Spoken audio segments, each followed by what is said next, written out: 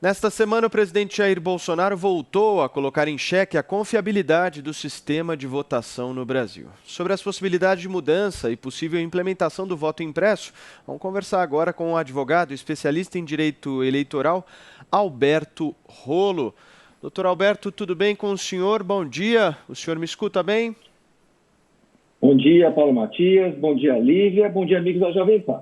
Doutor, deixa eu te perguntar uma coisa. Quando o presidente da República diz que tem provas em relação ao que aconteceu na eleição dele de 2018 e não as apresenta ao público, existem consequências jurídicas disso? Paulo, ele já falou isso várias vezes, né? E a resposta mais contundente veio essa semana do ministro Barroso. Se qualquer autoridade pública, disse o ministro Barroso, então estamos incluindo o presidente Bolsonaro, tem provas, tem indícios de que houve fraude, tem que se apresentar. Senão vira fofoquinha, senão vira palavra vazia. Então, eu inclusive ouvi agora na programação a interpelação do PSOL sobre isso, sobre esse assunto. Então tem consequência sim. Se o presidente da República diz que houve fraude e não apresenta a prova, além da consequência social, que é fofoquinha, ele ser visto como uma pessoa que fala muito e não prova nada, tem consequências jurídicas sim, como até um novo pedido de impeachment, né? O presidente da República não pode fazer esse tipo de afirmação séria, grave, sem comprovação. Então tem consequências jurídicas sim. Doutor, o voto via urna eletrônica é adotado no Brasil desde 1996. E o próprio presidente Jair Bolsonaro foi eleito deputado federal diversas vezes por meio deste sistema. O que as instituições podem e devem fazer para mostrar à população a legitimidade do sistema eleitoral? Pois é, Lídia, é verdade, ele foi eleito diversas vezes e aí o sistema era bom. Só agora que o sistema passou a ser ruim, me parece antecipando algum receio, algum medo que ele tem dado o resultado das eleições de 2022. Agora, as instituições têm que reagir. Não é a palavra de uma pessoa como presidente da República contra a palavra do presidente do TSE ou do presidente da Câmara, do presidente do Senado. Não. É a segurança jurídica da nossa democracia. É isso que está em risco, é isso que está em jogo, principalmente depois dos fatos que nós vimos essa semana lá nos Estados Unidos. Então, as instituições têm que demonstrar, de uma vez por todas, que ele está errado, que ele está propagando fake news quando desconfia do nosso sistema eletrônico de votação. O ministro Barroso lembrou essa semana, uma das coisas que o presidente fala que está completamente errado, me lembra a história de dizer que a Terra é plana, não é redonda, né? É dizer que os votos não são auditáveis. Isso não é verdade. O ministro Barroso lembrou mais uma vez essa semana o boletim de urna que é impresso às 5 horas da tarde, a gente já falou isso aqui outras vezes, Lívia, é impresso às 5 horas da tarde, já tem o resultado da apuração naquela urna. Então depois dá para conferir sim na totalização que o TSE faz mais tarde. Então é auditável sim, não é verdade que o voto eletrônico não pode ser auditado, ele é auditável sim. E é mais uma das coisas erradas que o presidente está falando em relação a isso, não é? Então, outra crítica que ele fez, né, quando fala do voto impresso, apoiou essas ideias do presidente Trump dos Estados Unidos de fraude também lá, e lá eles não usam voto eletrônico, lá eles usam voto impresso. Então, tem fraude quando usa o voto impresso nos Estados Unidos e tem fraude quando usa o voto eletrônico no Brasil. Então, ele não sabe o que ele quer, ele não sabe o que ele acredita. De uma vez por todas, são mais de 30 itens de segurança. Esse que é o que a gente mencionou agora, e eu já falei aqui outras vezes na Jovem Pan, permite a auditagem dos votos sim. Agora, quer acrescentar um item de segurança, e a gente também falou isso aqui, vamos implementar 1%, 2%, 3% de votos impressos, e aí faz essa conferência. Não 100%. 100% é um retrocesso.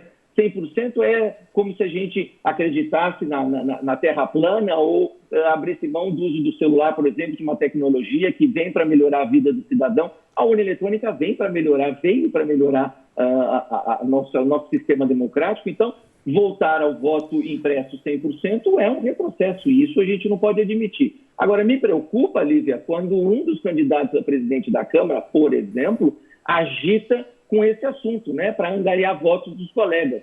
Me parece, e isso a Jovem Pan também noticiou, que o candidato diz, olha, se eu for eleito, a gente vai retomar essa pauta esse ano. Então, isso realmente é muito preocupante. Agora, doutor, nós vimos essa semana uma cena lamentável na maior democracia do mundo, que é a democracia americana, que foi a invasão ao Capitólio, né? E essa invasão, ela se dá exatamente por uma insatisfação com o processo eleitoral.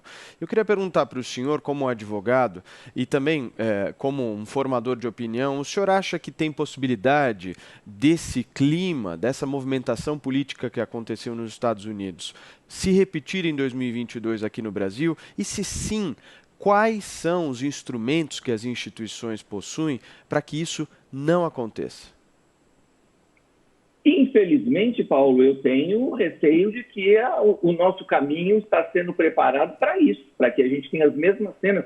Já pensou, a gente, de repente, acontece, né, um resultado desfavorável ao presidente Bolsonaro em 2022 e ele, como falou essa semana, incitar a população a invadir o STF, a invadir o TSE ou invadir o Congresso Nacional, porque está dizendo e irá dizer que foi roubado, que houve fraude. Então, eu acho que tem esse clima assim, de alguma maneira esse clima está sendo preparado e justamente, a gente ainda tem 1 ano e pouco, não são mais 2 anos, né? 1 ano e pouco, e justamente por causa disso é que as instituições têm que reagir. Agora, não só reagir veementemente contra essas falácias, contra essas besteiras que o presidente fala em relação à urna eletrônica, fala besteira, fala aquilo que ele não sabe. Outro ponto importante que o ministro Barroso lembrou, mas o hacker invade.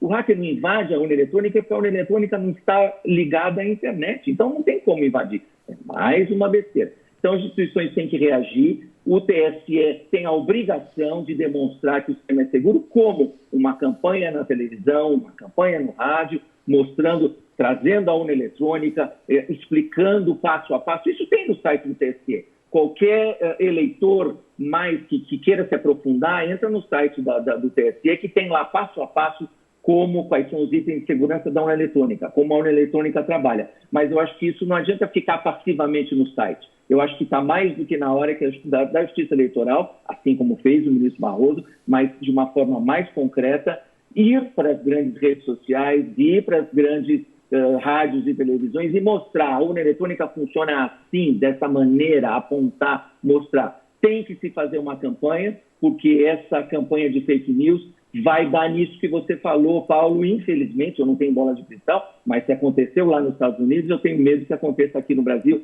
também em 2022. Bom, doutor, agora, o voto impresso que Bolsonaro quer já foi testado em algumas cidades do Brasil no ano de 2002. Naquela ocasião, o voto impresso foi de fato mais seguro e transparente? Não é, Lídia, não é mais seguro, não é mais transparente, mas talvez seja uma maneira de tirar esse mote, tirar esse argumento de uma vez por todas do nosso cenário eleitoral. Agora, vamos chamar um estatístico, né? Não precisa ser 100%, pode ser 10%, pode ser 5%, pode ser 15%, num universo de 500 e tantas mil urnas. É bom lembrar isso, Lívia, o Brasil tem mais de 500 mil urnas eletrônicas, não precisa ser 100%. E por que não precisa ser 100%? Primeiro, vai ter que comprar mais de 500 mil impressoras, né? Isso custa dinheiro. E não vai acrescentar um item de segurança significativo. Depois, vai dar problema, porque são equipamentos, né? Se a própria urna dá problema, embora no ano passado a gente tenha tido um número ínfimo de problemas, se a própria urna dá problema, as impressoras também podem dar. Isso atrasa o processo eleitoral. Então não precisa ser 100%. Vamos falar num número estatístico. 1, 2, 5, 10%, e aí vai agregar mais um elemento para, de uma vez por todas, tirar qualquer desconfiança. 100% não é necessário, 100% vai ser um dinheiro mal empregado, vai ser um dinheiro jogado fora num Brasil que está tão carente de recursos. Agora, doutor Rolo, fugindo um pouco dessa questão das urnas eletrônicas, ontem à noite nós tivemos um episódio que repercutiu bastante nas redes sociais e fora delas, que foi a suspensão definitiva do presidente Donald Trump no Twitter e em outras redes sociais também. Eu queria ouvir um pouco o senhor a respeito do plano jurídico disso. Como é que o senhor enxerga a suspensão de um presidente americano ser suspenso desta maneira? E o senhor não acha que isso ajuda a esse sentimento, a esse movimento, a essa revolta se propagar cada vez mais? Esse é um assunto importante, Paulo, porque a gente tem duas maneiras de ver isso. Uma primeira maneira, e eu vi as críticas ontem, é a censura. Então, por mais besteira que o presidente Trump fale, por mais incitação aqueles acontecimentos que a gente viu essa semana, ele tenha praticado isso, de alguma maneira tirar ele das redes sociais dessa maneira sumária, sem besteira, sem contraditório, não é? Até porque ele mesmo já foi depois nas redes sociais pedir para a população voltar para casa. Me parece isso uma censura, me parece isso uma arbitrariedade muito grande. E aí sim entra o segundo ponto que você tocou. Talvez isso acabe reforçando esse sentimento de que ele foi roubado, ou que ele foi preterido, de alguma maneira foi prejudicado. Ao fazer isso, as redes sociais, ao simplesmente retirarem o presidente Trump das redes sociais, eu acho que isso também pode acirrar os ânimos. Vamos ver, a aposta é dia 20 de janeiro, ele já falou que não vai. Vamos ver se acontece. Porque as redes sociais, pelo menos ao meu ver, elas têm um papel fundamental na sociedade moderna que nós vivemos hoje, né? As eleições, elas são muito pautadas nas redes sociais, a militância deixou de ser aquela militância de rua e passou a ser a militância virtual. A partir do momento em que você cria uma animosidade dessa maneira, e o Twitter que baniu o presidente Donald Trump, tem como, por exemplo, permitido no Twitter, e enfim, usando normalmente o Twitter, o Nicolás Maduro na Venezuela, por exemplo. Né? Ou seja, esse padrão imposto nas redes sociais. E aí a minha pergunta para o senhor é, existe alguma alternativa jurídica que as pessoas possam vir a recorrer caso elas venham a ser censuradas? Porque, na avaliação do senhor, isso é uma censura, certo?